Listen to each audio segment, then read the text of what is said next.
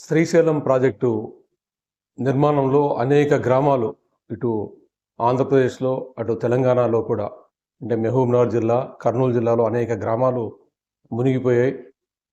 లక్షలాది మంది ప్రజలు నిర్వాసితులయ్యారు. 1,00,000 ఎకరాల పైన భూమి మునిగిపోయింది.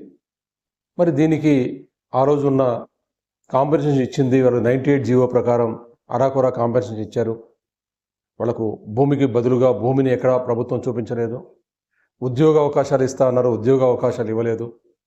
అంతేకాకుండా బలవంతంగా 1981లో బుల్డోజర్స్ పెట్టి ఇంటిని పడగొట్టిన పరిస్థితి మనకు కనపడుతుంది అక్కడ.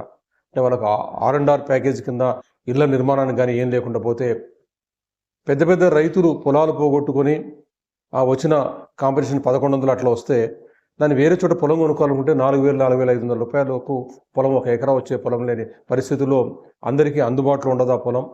లేదా 1,100 రూపాయలు కాంపెన్సేషన్ వస్తే ఆ పొలాల్లో ప్రతి వ్యవసాయం అంతా కూడా ఎప్పుడు కూడా అప్పులతో కూడుకున్నదే వ్యవసాయం అనేది మనకంతా స్పష్టంగా తెలుసు. అప్పులు ఇచ్చిన వాడు నీ దగ్గర డబ్బులు వచ్చాయి కదా అని చెప్పి బలవంతంగా ఆ డబ్బులు పట్టుకొని పోతే అంటే పొలం అంతా కూడా వెళ్ళిపోయినట్టే, ఒక ఆస్తిని నిలబెట్టుకోలేని పరిస్థితి మనకు స్పష్టంగా కనపడుతూ ఉంది.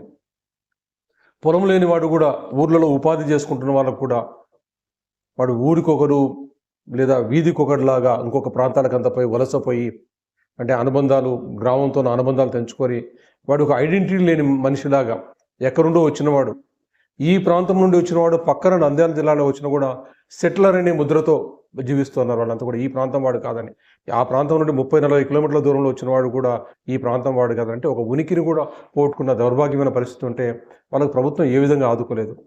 వాళ్ళకి ఇవ్వాల్సిన ఉద్యోగాలు ఇవ్వలేదు. ఎవరికైనా కొంతమందికి అరకొర ఉద్యోగాలు ఇస్తే